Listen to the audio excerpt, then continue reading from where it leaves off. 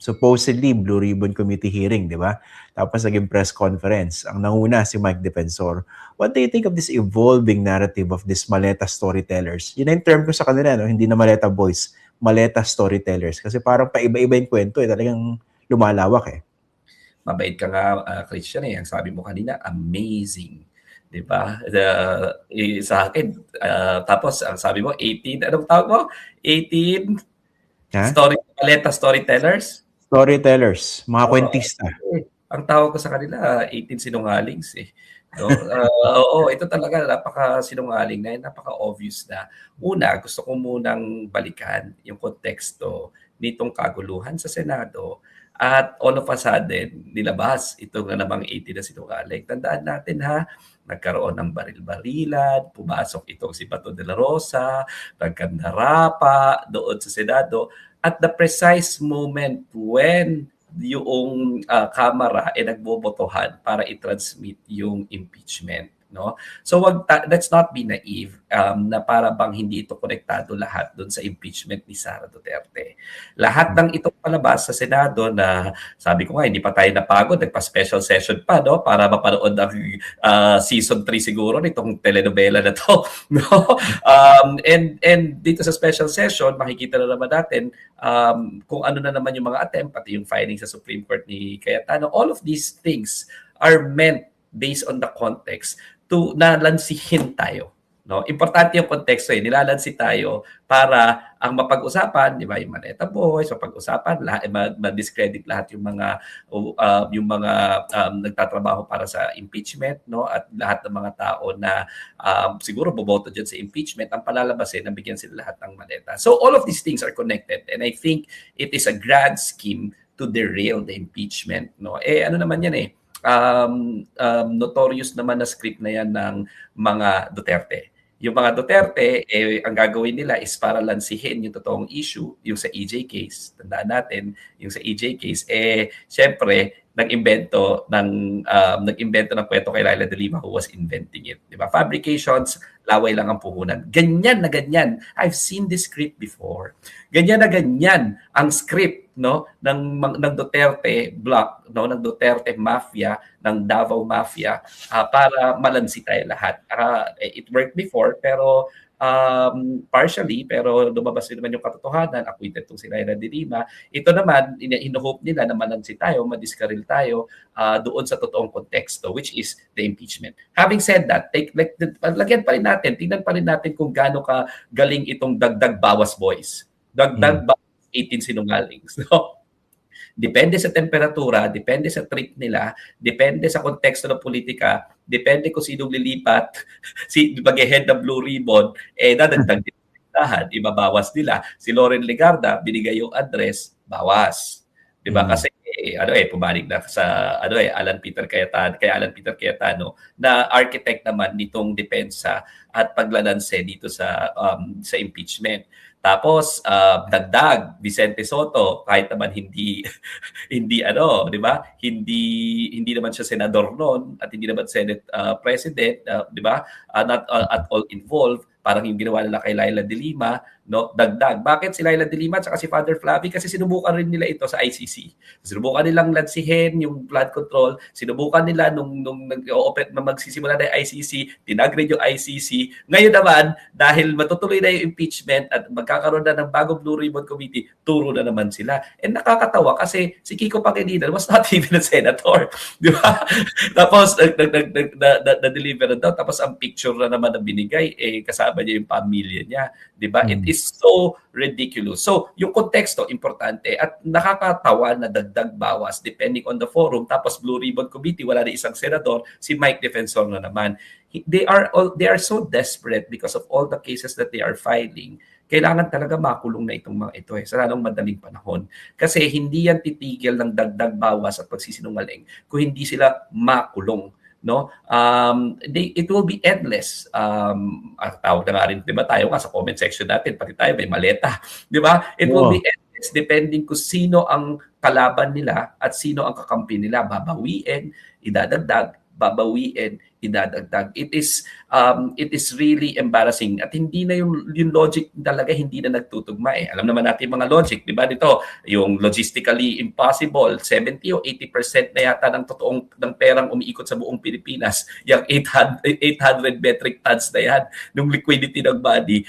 Ang nakakaalam 18 na maleta boys, 18 na sinungalings. Walang ibang nakakaalam, hindi na-detect ng Central Intelligence Agency na nagmo-monitor ng flow of money, especially after the September 11 attacks ng lahat ng mga bansa sa buong mundo. Hindi nakita ng NBI, hindi nakita ng mga kapulisan.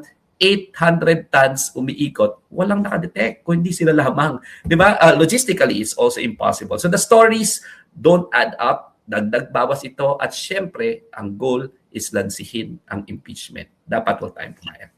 Actually, isang dagdag ko lang dyan, nakakagago na itong sina Mike Defensor na siya yung lumalabas sa handler nitong 18 tagahabi ng kwento, mga kwentista. Nakakagago na no? Iba-iba yung kwento Baka bukas iba na. Kung meron sasama na additional senators sa Gatchalian Block, huwag kayo magulat kung kasama na rin sila sa maleta. Pero nga, iniisip ko rito, kahit obvious na nanggagago na itong mga to sa kanilang hinahabing kwento, baka kumakagat pa rin sa ilang, siguro maraming Pilipino. And I think that's just a purpose Tsaka yung kayo binabanggit mo, diba, the context of the impeachment. I think we also have to consider this, the fact na nag-a-align kasi interest nila Cayetano wants to keep the position of the Senate President, kahit natanggal na siya, di ba? Nag-a-align yun pag ito yung pinupurso nila. Pinipilit nilang habiin yung kwento na this is about the flood control. But in fact, this is about the naked ambition of someone like Alan Peter Cayetano. Hindi lang ambition, di ba? The naked desperation to block accountability of Sara Duterte.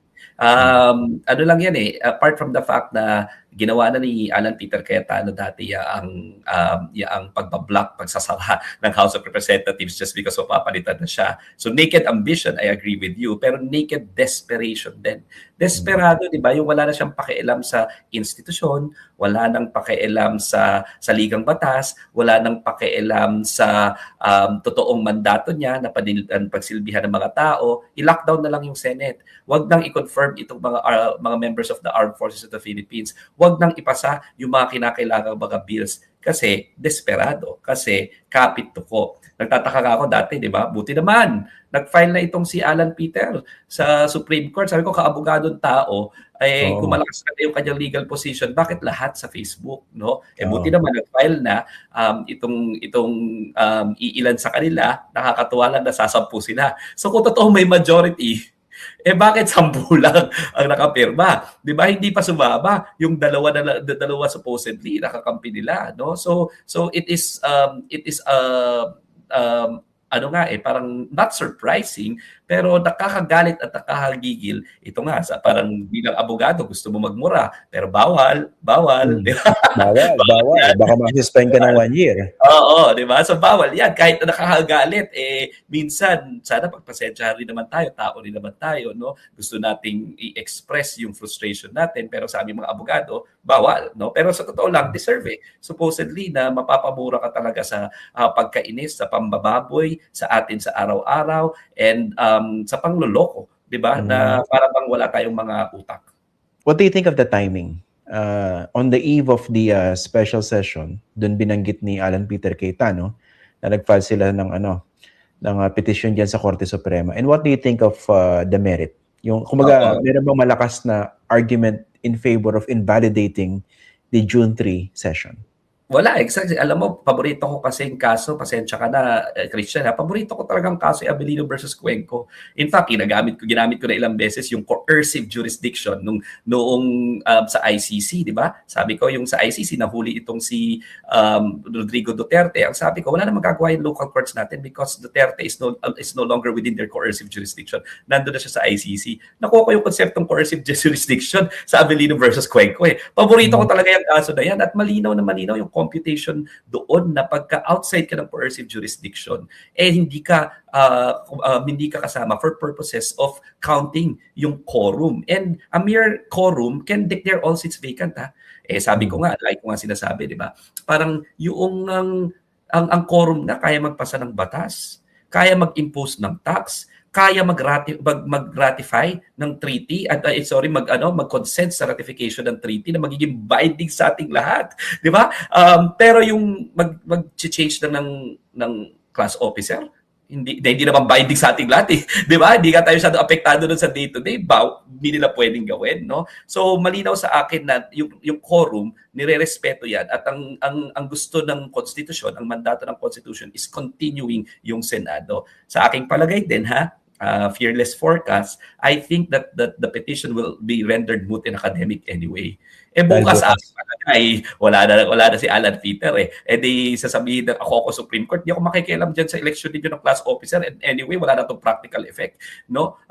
So, kung gusto ko ng escape, sasabihin ko, or para magde-defer na lang ako doon sa election ninyo dyan internally sa Senado, hindi na ako makikialam. Pero kung gusto makialam ng Supreme Court, I think they will not reverse Avellino versus Cuenco because it has been used so many times, and it makes sense because it is consistent with the intention of the framers of the Constitution na laging may Senado. Kaya continuing body yan. Ang pinagkaiba niyan sa House, di ba? Hindi continuing body yung House. Pagka kinontempt ka ng House, pagkatapos ng Kongreso, kawala ka na. Sa Senado, ang Senado, pag nag-contempt sa'yo ang Senado, continuing yan. Hanggang di ka nagsabi na totoo, pwede kang continuing rin yung contempt mo doon. No? Kahit na mag-election ulit, may 12 pa eh. No? 12-12.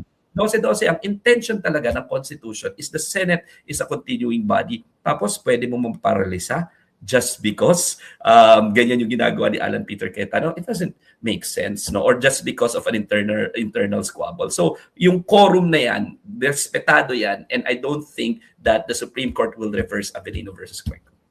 Actually, pwede nga panagutin niya sa Alan Peter Cayetano because he sabotaged the plenary session for at least 2 days. Napigilan lang on a third consecutive day, hindi ba?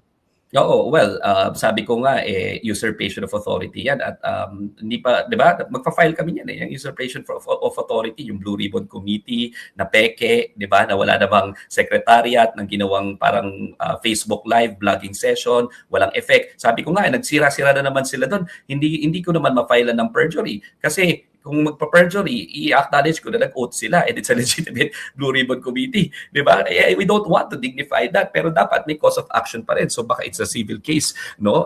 Kaya yung pin-consider namin ngayon ng aking mga kliyente na sila Manayla de Lima and si Father Flavie when we filed yung perjury cases against these 18 sinungalings, no? Having said that, uulit pa dapat kanina pero naramdaman siguro nila talagang usurpation of authority na kaya si Mike Defensor na lang na para bang hindi natatakot dun sa mga pinaggagawa niyang kabalustugan, no? But definitely Alan Peter Cayetano, itong si Marcoleta, yung subcommittee niya, tsaka si Pia Cayetano are still liable for usurpation of authority. It does not cancel out the fact that they know that the seats have already been declared vacant. In fact, si Pia Cayetano kasama doon sa dating mga sesyon na dineclare na 12 is sufficient for purposes of quorum, di ba? Kahit sila Alan Peter, alam nila yung pinaggagawa nila, alam nila na huwad at peke silang Blue Ribbon Committee, alam ni Alan Peter Cayetano na peke rin siya, kaya nga puro Facebook Live na lang ang ginagawa, no? At alam niya rin, ayaw niyang magpatawag na session, hindi na nag-attend kasi alam niya mapapalitan siya kung sakasakali magkaroon. Kaya siya na lang unilaterally, despite the fact that the Senate is supposed to be a collegial body, and siya na lang nagdeklara na adjournment sine die. Ngayon lang nakakita ng Senate President mag-isa eh. Para bang siya ang Senado, no? Para bang hindi ito collegial body. Yun yung ginawa niya. Alam niya na mapapalitan na siya. Dahil may special session bukas, sigurado mapapalitan na siya sa aking palagay, no? And definitely I think the petition, no matter how unmeritorious it may be, will just be rendered moot and academic by the events of tomorrow.